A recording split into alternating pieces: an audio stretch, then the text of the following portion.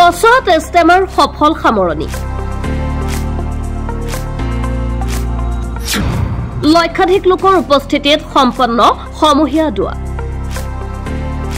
মধ্য অসমৰ 9খনকৈ জিলা সামৰি নগৰ কচুৱাত অনুষ্ঠিত হৈছে বিশাল ইজতেমা বিগত দুমাহজুৰি আয়োজক সমিতিৰ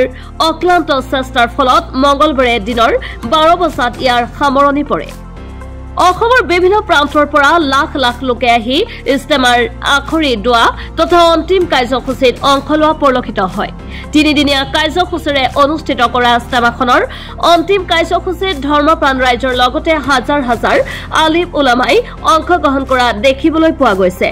আনহাতে দিনৰ 12 বজাত লাখ লাখ লোকৰ উপস্থিতিত সমূহীয়া দোৱা অনুষ্ঠিত হয়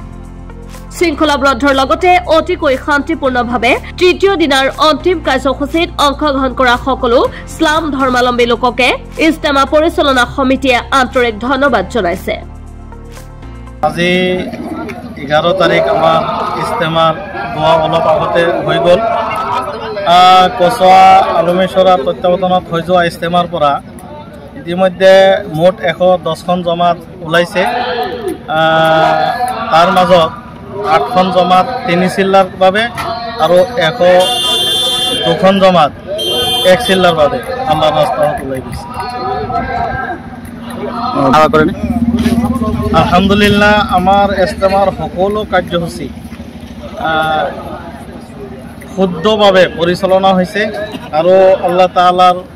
অশেষ নিয়ামতত আমাৰ ইজতেমাৰ কাৰ্যসূচীবোৰ সুচাৰুৰূপে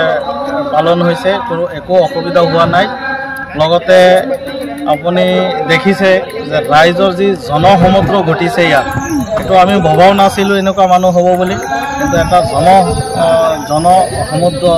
পৰিণত হৈছে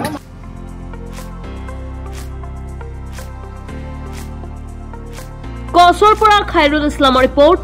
MV লাইভ